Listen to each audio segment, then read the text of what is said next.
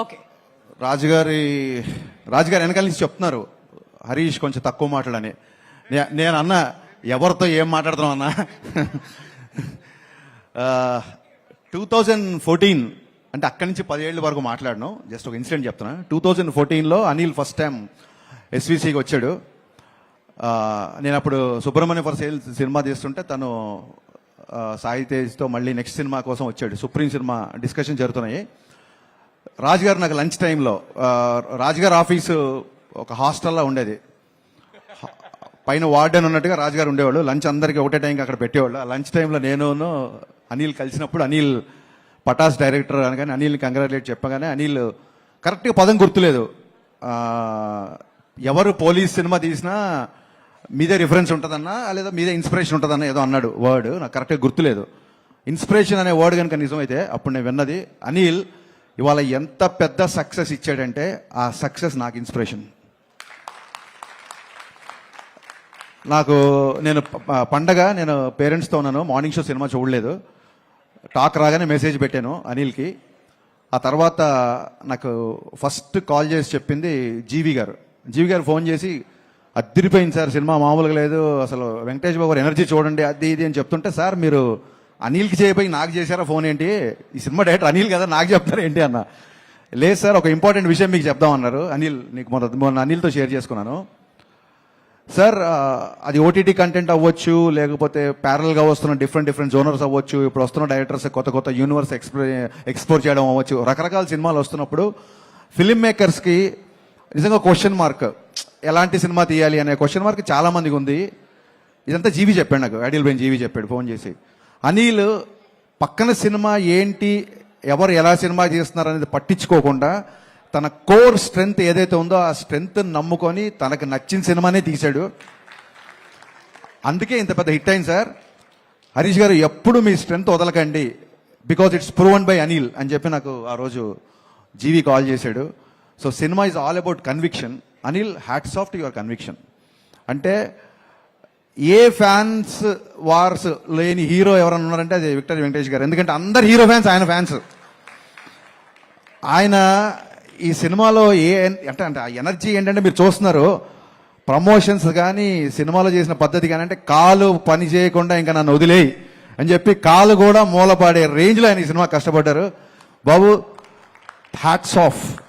అంటే ఒక డైరెక్టర్ని నమ్మడం, ఒక హీరో ఒక డైరెక్టర్ని నమ్మితే ఎలా ఉంటుంది అని చెప్పడానికి ఎగ్జాంపుల్ సంక్రాంతికి వస్తున్నాం. వీళ్ళు మళ్ళీ అంటున్నారు మళ్ళీ సంక్రాంతికి వస్తున్నాం అంటారు, ఆ తర్వాత ఏమంటారు మళ్ళీ సంక్రాంతికి వస్తున్నాం అంటారు. ఇలా ఎరుగుతూ ఉంటారు. నేను ఒకటే చెప్పా, అనిల్ ఇది కాదు, నీకు సరైన టైటిల్ ఒకటే, సంక్రాంతికే వస్తున్నాం. అది కరెక్ట్ టైటిల్ అనిల్కి. యాక్చువల్గా ఈ ఇద్దరిది ఎంత క్రేజీ కాంబినేషన్ అంటే ఇట్స్ ఎగ్జిబిటర్స్ ఇష్టపడే కాంబినేషన్ ఇది, డిస్ట్రిబ్యూటర్స్ ప్రేమించే కాంబినేషన్ ఇది, ప్రొడ్యూసర్స్ మెచ్చే కాంబినేషన్ ఇది, ఫైనల్గా ఆడియన్స్ అందరూ నచ్చే కాంబినేషన్ ఇది. ఇలాంటి కాంబినేషన్ నాకు తెలిసి మళ్ళీ ఎప్పుడు ఎవరి మధ్య రిపీట్ అవుతుందో నాకు తెలియదు. ఇది ఎంత పెద్ద సక్సెస్ అంటే ఈ సినిమా. సరే, ఇప్పుడు మన రాజుగారు అన్నారు కాంట్రవర్సీలు వద్దు అన్నారు. సో ఎవరెవరు నోళ్లు మూతపడ్డాయని నేను మాట్లాడను, పక్కన పెడతాను. కాకపోతే ఎవరెవరు మాట్లాడారంటే ఎప్పుడూ మాట్లాడారు మా శిరీష్ గారు మైకి పట్టుకొని స్టార్ట్ అయిపోయారు ఈ సినిమాకి.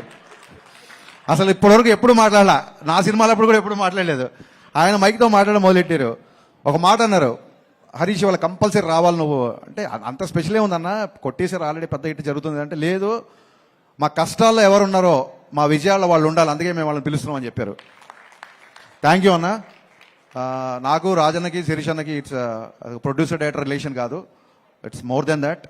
అండ్ ఇందాక వంశీ ఈడేమో మా గబ్బర్ సింగ్ అన్న అన్నాడు, వంశీ అన్న నాకు ఒక బ్రదర్ లాంటివాడు. పిలవడమే వంశీ అన్న, మళ్ళీ brother లాంటాడు.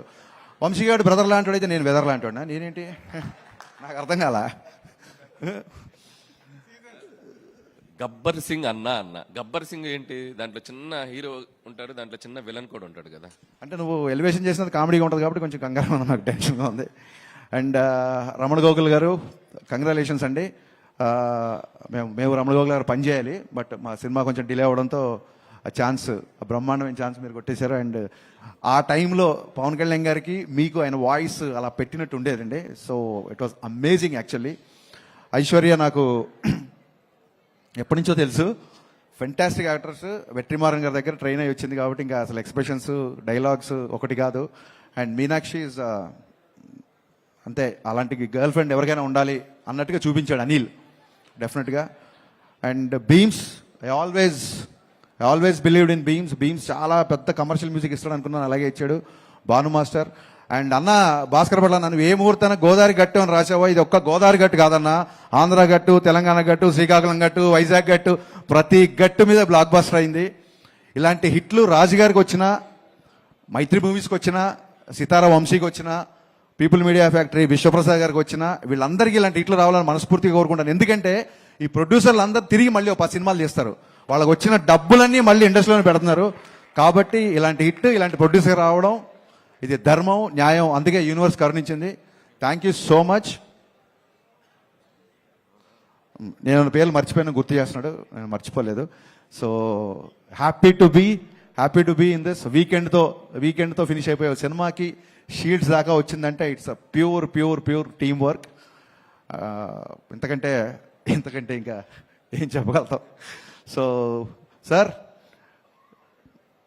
I'm still in awestruck watching సంక్రాంతికి వస్తాను. ఎందుకంటే ఈ kind of, I know your energetic, I know your comedy timing, I'm huge fan of your pathos also. మీరు ఒక్కసారి కళ్ళమ్మని నీళ్ళు పెడితే ఆడియన్స్ ఏడుస్తారు. బట్ ఈ సినిమా కూడా కళ్ళమ్మని నీళ్ళు వచ్చాయి, నవ్వి కళ్ళమ్మని నీళ్ళు వచ్చాయి. ఈ ఎనర్జీ నాకు తెలిసి ఎనర్జీ ఉంటుందని, ఈ ఎనర్జీ నేను ఎక్స్పెక్ట్ చేయలేదు sir. This is a remarkable phenomenal hit in your career అని నేను బలంగా నమ్ముతున్నాను sir. Hats off. Thank you Harish గారు. అండ్ ఇప్పుడు వంశీ గారు మాట్లాడతారండి. అందరికి నమస్కారం అండి. ఫస్ట్ ఆఫ్ ఆల్ ఇది నాకు ఒక ఫ్యామిలీ ఈవెంట్ లాగా, ఎందుకంటే